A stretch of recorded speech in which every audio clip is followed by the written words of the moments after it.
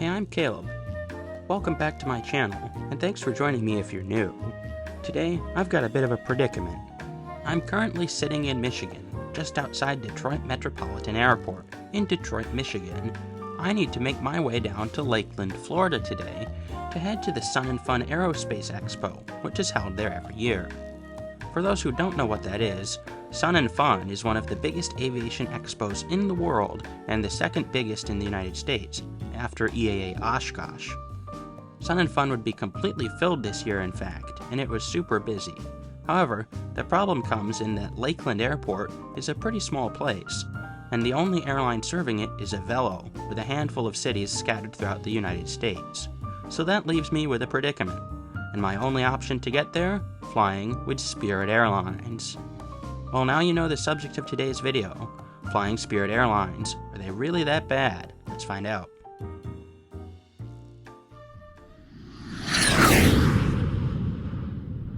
Hey, what's up? Welcome back to the channel. I'm Caleb from Caleb's Aviation.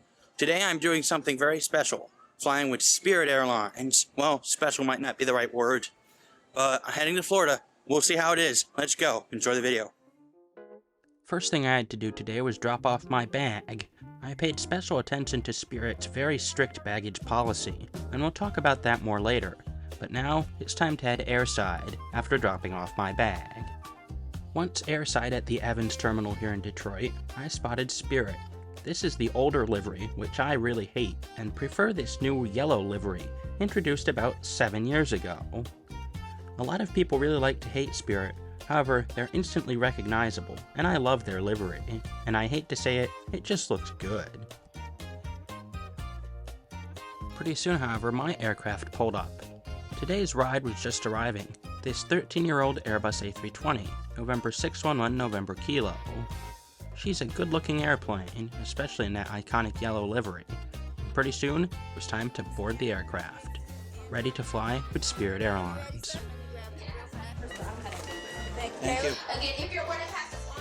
And there's the first strike for Spirit. Boarding the plane took about 20 minutes longer than it should have.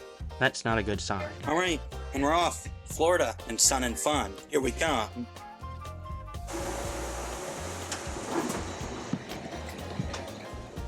The first thing I noticed when boarding this aircraft was the state of the cabin.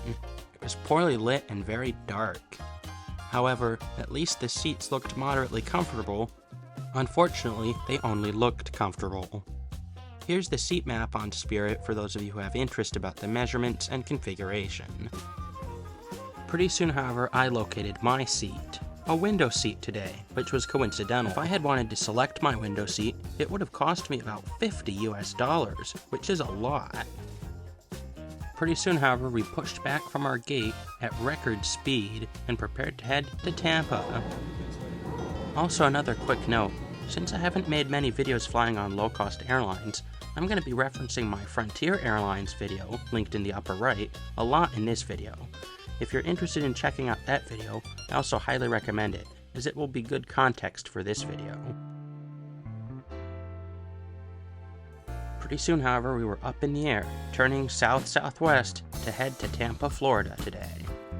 I also apologize for no complete takeoff and landing footage, as my GoPro was still lost at this point.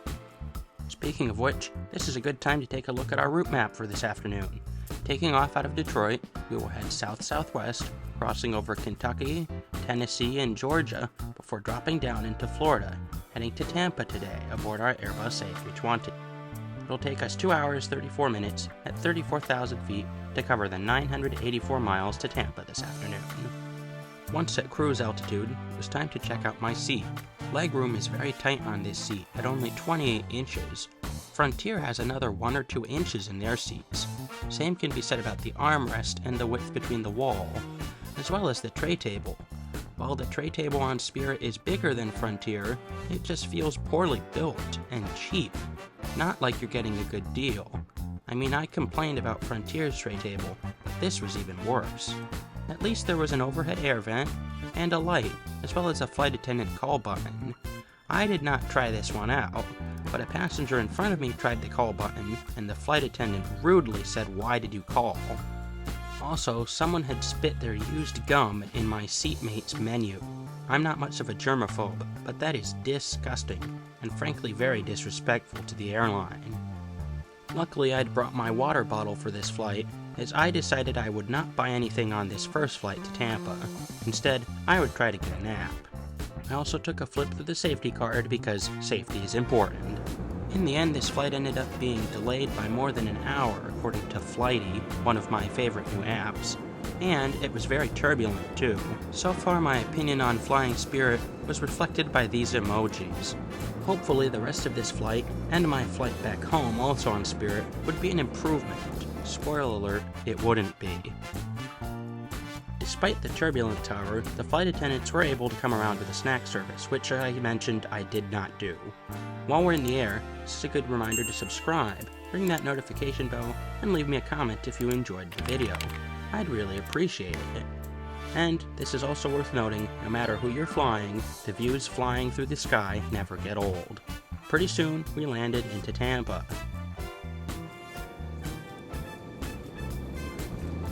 Woo! There it is.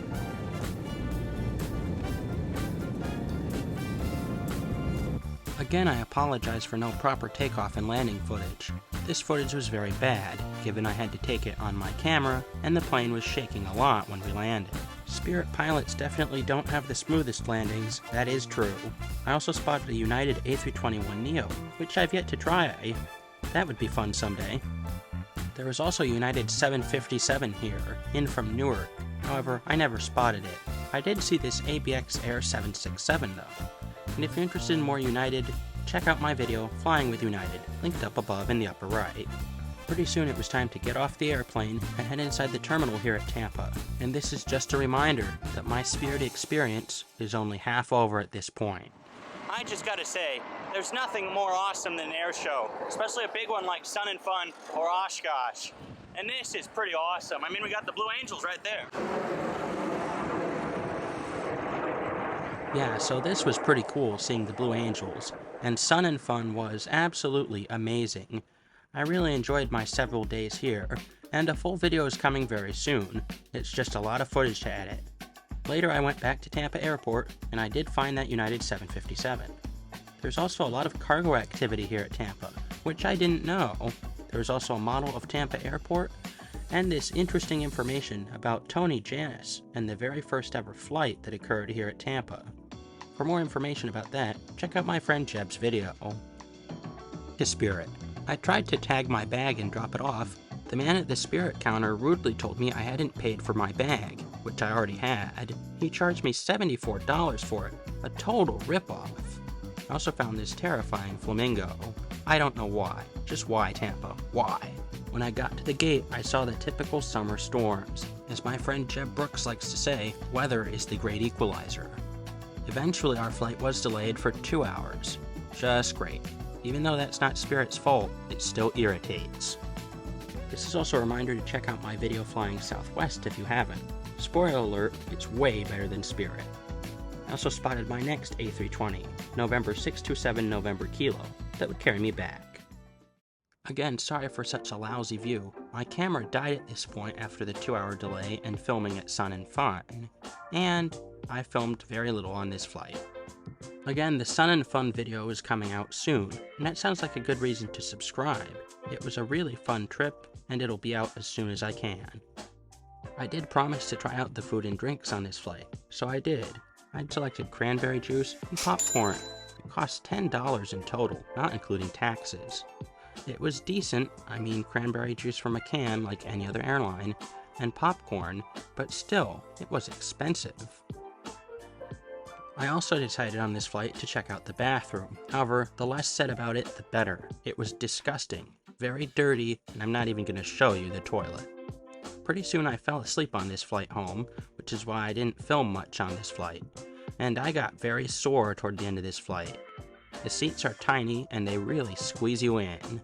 Overall, I had a few key takeaways from Spirit that I really hated. Both flights were late. The flight attendants were very rude, especially on the second flight. The food was expensive and terrible. And then the fiasco with the tickets and the baggage. Overall, this was a complete mess.